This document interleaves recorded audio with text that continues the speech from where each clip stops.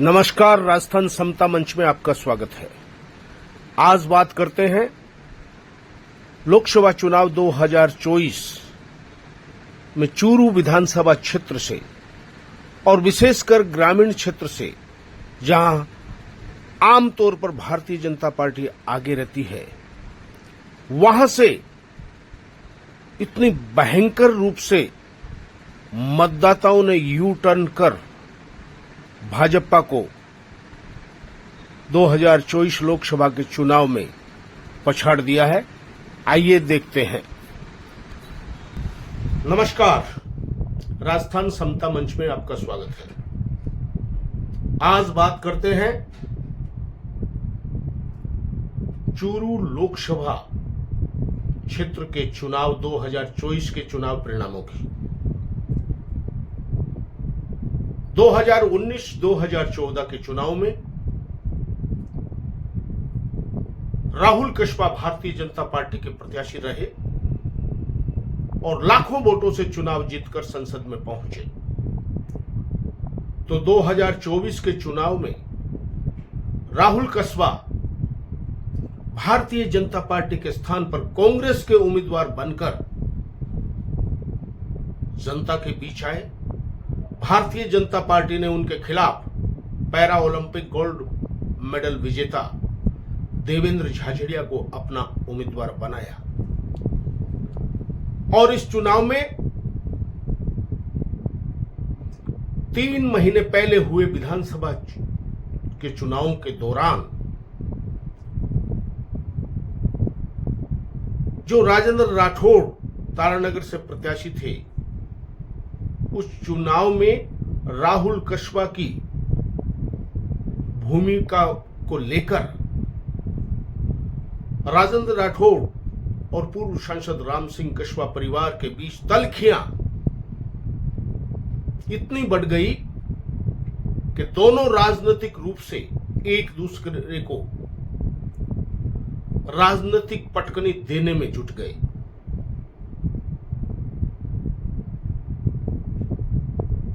2023 के विधानसभा चुनाव में जिस चूरू विधानसभा क्षेत्र से राजेंद्र राठौड़ के बेहद करीबी और उनकी स्वयं की भाषा में अगर कहें तो राजेंद्र राठौड़ के हनुमान हरलाल सारण कांग्रेस के प्रत्याशी को पटकनी देकर पहली बार चूरू विधानसभा क्षेत्र से विधायक बने और चूरू के इतिहास में यह पहला मौका था जब जाट समाज का कोई व्यक्ति 1977 में इस लोकसभा का गठन हुआ और चूरू विधानसभा का क्षेत्र का गठन भी उससे पहले हुआ। लेकिन विगत में जब से चूरू विधानसभा क्षेत्र का गठन हुआ है, कभी भी जाट समाज का व्यक्ति इस क्षेत्र से विधानसभा में नहीं पहुंचा। स्वर्गीय प्रताप सिंह बुडानिया इस क्षेत्र के बहुत ताकतवर किसान नेता रहे हैं और कांग्रेस की टिकट पर जब वो चुनाव मैदान में उतरे तो स्वर्गीय मोहर सिंह राठौड़ ने निर्दलीय के रूप में उनको चुनाव में पटकनी दी और फिर मोहर सिंह राठौड़ कांग्रेस के प्रत्याशी के रूप में उतरे और प्रताप सिंह बुडानिया निर्दलीय के रूप में मोहर सिंह को विधानसभा जाने से रोकने के लिए उनके सामने प्रत्याशी हुए। लेकिन लाख कोशिशों के बावजूद भी प्रताप सिंह बुडानिया विधानसभा नहीं जा सके। 2023 का पहला मौका था जब भारतीय जनता पार्टी के नेता प्रतिपक्ष राजेंद्र राठौड़ के हनुमान हरलाल सारण विधानसभा में पहुंचे और सामने उनके कांग्रेस के रफीक मंडेलिया कांग्रेस के प्रत्याशी रहे। वो रफीक मंडेलिया जो 2 बार लोकसभा का और 2 बार विधानसभा का चुनाव हार चुके थे। 2023 में एक बार फिर वे कांग्रेस के प्रत्याशी बनकर हरलाल सारण के सामने आए, जबकि 2018 में इन्हीं हरलाल सारण को रफीक मंडेलिया के पिता हाजी मकबूल मंडेलिया ने चूरू विधानसभा क्षेत्र से पटकनी दी थी। लेकिन राजेंद्र राठौड़ के प्रयासों से और हरलाल सारण के समाज के सहयोग से 2023 के विधानसभा चुनाव में हरलाल सारण लगभग 8,000 वोटों से चुनाव जीतकर विधानसभा में पहुंचे और 2023 का विधानसभा चुनाव जो इस लोकसभा चुनाव से ठीक 3 महीने पहले हुआ था, उसकी एक विचित्र बात यह थी कि चूरू शहरी क्षेत्र से रफीक मंडेलिया जो कांग्रेस के उम्मीदवार थे, उन्होंने लगभग चूरू और रतनगर जो एक नगर परिषद और एक नगर पालिका क्षेत्र है, हरलाल सारण पर शहरी क्षेत्र से 18,000 वोटों की लीड प्राप्त की थी। किंतु ग्रामीण क्षेत्र में हरलाल सारण ने 25,000 से अधिक की लीड लेकर 7-8 हजार वोटों से रफीक मंडेलिया को विधानसभा में जाने से रोक दिया। पता नहीं इन 3 महीनों में ऐसा क्या घटित हुआ। एक कारण तो सबके सामने है कि राजेंद्र राठौड़ और राहुल कस्बा के बीच राजनीतिक तल्खी, और उस तल्खी के चलते राहुल कस्बा का भारतीय जनता पार्टी का दामन छोड़कर कांग्रेस में आ जाना और कांग्रेस का लोकसभा का उम्मीदवार बन जाना। लेकिन राजनीतिक रूप से एक अलग परिदृश्य इस लोकसभा चुनाव में घूमा। प्रदेश स्तर पर जाट समाज भारतीय जनता पार्टी से नाराज था, तो संविधान बचाओ आरक्षण बचाओ के नाम पर पहली बार लंबे अंतराल के बाद दलित वोट बैंक में भी भारतीय जनता पार्टी के प्रति नाराजगी देखी गई। तो मुस्लिम वोट बैंक जो कांग्रेस का समर्पित वोट बैंक है, जाट, मुस्लिम और दलित, यह समीकरण इस तरह का उभरा कि 3 महीने पहले जो हरलाल सारण ग्रामीण क्षेत्र से चूरू विधानसभा क्षेत्र के 25,000 से अधिक वोटों की लीड लेकर आए थे, उसी चूरू विधानसभा क्षेत्र के ग्रामीण क्षेत्र में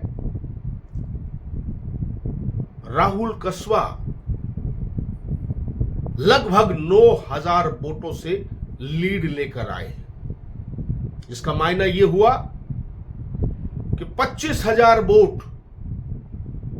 जो हरलाल सारण लीड लेके आए थे और 9,000 वोट जो राहुल कस्बा लीड लेके आए थे, अकेले चूरू विधानसभा क्षेत्र के ग्रामीण क्षेत्र में 34 से 35,000 वोटों का यू टर्न देवेंद्र झाझड़िया को भारी पड़ गया। साथ ही भारतीय जनता पार्टी के चूरू लोकसभा क्षेत्र के 8 विधानसभा क्षेत्रों में से 2 पर ही उम्मीदवार जीते थे, चूरू और भादरा। भादरा के विधायक बेनीवाल अपनी साख बचाने में सफल रहे, क्योंकि 4,800 से अधिक वोटों से वहां से देवेंद्र झाझड़िया ने लीड किया था, लेकिन राजेंद्र राठौड़ के हनुमान चूरू के नवनिर्वाचित विधायक हरलाल सारण गच्चा खा गए। उनके विधानसभा क्षेत्र में, केवल ग्रामीण क्षेत्र में 34,000 वोटों की एक ऐसी हेराफेरी हुई कि गत 3 महीने पहले जो भारतीय जनता पार्टी के हरलाल सारण 25,000 से ग्रामीण क्षेत्र से लीड लिए थे, वहां वे 9,000 वोटों से पीछे चले गए। ये 34-35 हजार वोटों का गड़बड़ झाला भारतीय जनता पार्टी के प्रति और राजेंद्र राठौड़ की लाख कोशिशों के बावजूद भी उनके चेले चपाटी उनकी साख नहीं बचा पाए।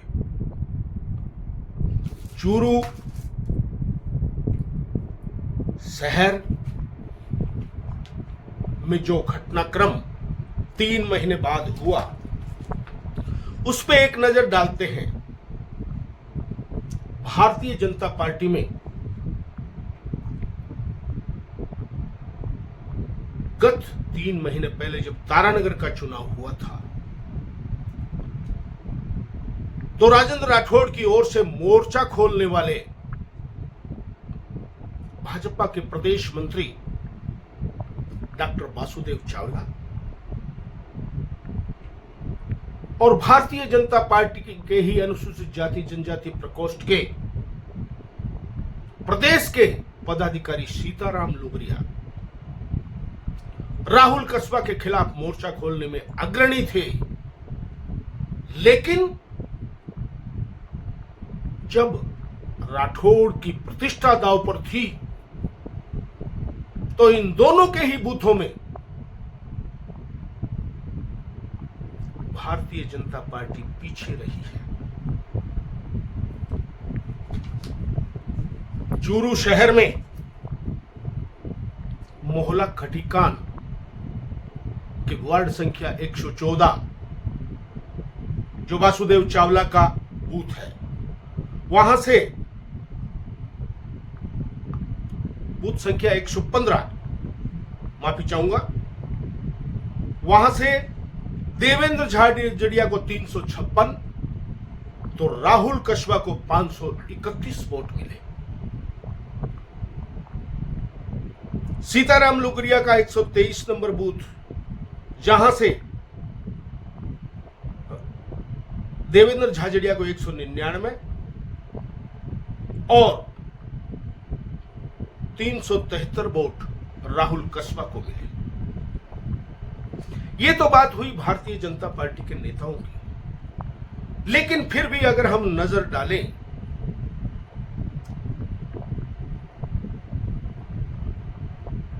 तो 10 बूथ चूरू शहर में दलित समाज के ST/SC के हैं, जिनमें से 2 को छोड़कर, और 2 भी वो जहां अनुसूचित जाति जनजाति के वोट तो हैं ही, लेकिन अन्य स्वर्ण कास्ट और मूल OBC के वोट भी उन बूथों में हैं। बूथ संख्या 114 मोहल्ला खटीकान धर्मशाला 530 वोट कांग्रेस को और 309 वोट बीजेपी को। बूथ संख्या 115 356 वोट कांग्रेस को और 531 वोट भारतीय जनता पार्टी को। गोपाल पाठशाला बूथ संख्या 118 101 वोट देवेंद्र झाझड़िया को तो 492 वोट राहुल कस्बा को और इसी तरह गोपाल पाठशाला के बूथ नंबर 119 227 कांग्रेस को, 545 बीजेपी को, 120 बूथ नंबर 287 कांग्रेस को तो 448 भारतीय जनता पार्टी को।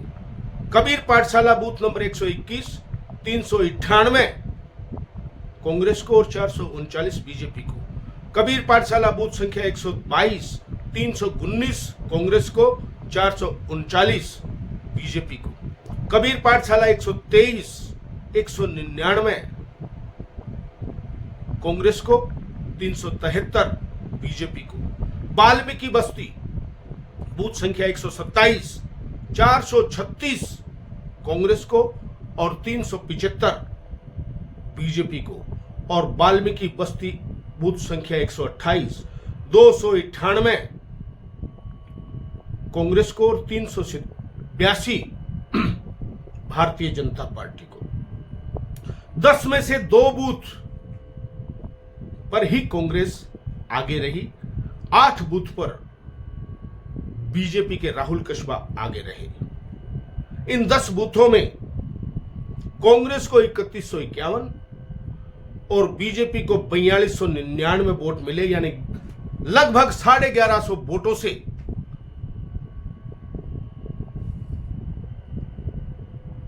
बीजेपी यहां से पिछड़ी।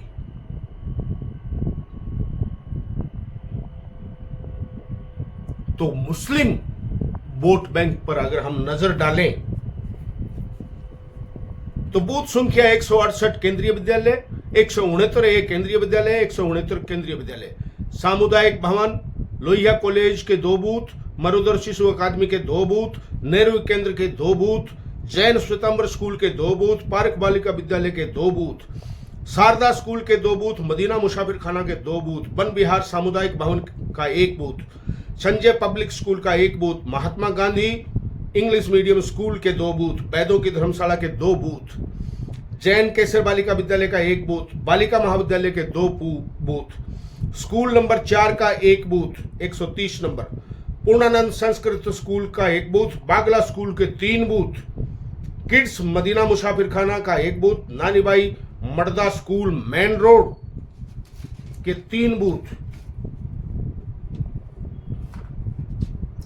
महादेव विद्या मंदिर 101 नंबर और भूतियाबास के 2 बूथ। तो यहां से राहुल कस्बा को 19,184 और कांग्रेस को 6,099, यानी 12,085 वोटों की लीड मुस्लिम बूथों में कांग्रेस के राहुल कस्बा को मिली है। और इसमें अगर हम 1150 दलित और चूरू शहर में जाट समाज के लगभग 1500 से 2000 वोट जोड़ते हैं तो अकेले चूरू शहर में 15,000 वोट जाट मुस्लिम दलित इन 3 कम्युनिटी से ही राहुल कस्बा ने लीड ली है, जो यह दर्शाता है कि जाट मुस्लिम और दलित का जो गठजोड़ है उसके सामने कहीं भी नहीं टिका भारतीय जनता पार्टी का उम्मीदवार, उसके नेता। और वैसे भी सत्ता के चलते राजेंद्र राठौड़ के इर्द गिर्द रहने वाले लोग बूथों पे कम, जयपुर उनकी हाजिरी में ज्यादा देखे जाते हैं। हो सकता है यह भी एक कारण रहा हो, लेकिन साथ में यह बात भी है कि रफीक मंडेलिया के लिए भी कोई सीना ठोकने वाली बात है, लेकिन ज्यादा नहीं है, क्योंकि गत विधानसभा चुनाव में रफीक मंडेलिया ने चूरू शहर से 18,000 के लगभग लीड ली थी, जो घटकर अब मात्र 8,000 के करीब आई, यानी 10,000 वोट जो विधानसभा के चुनाव में कांग्रेस ने लीड लिया था वो कम हुए हैं।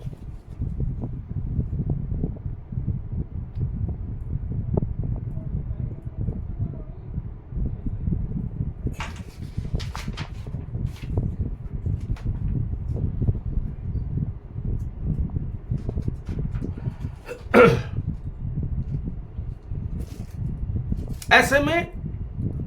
चूरू विधानसभा क्षेत्र में लाख कोशिश के बावजूद भी लगता है कि जाट समाज ने विधायक हरलाल सारण की एक नहीं सुनी और राजेंद्र राठौड़ और राहुल कस्बा के इस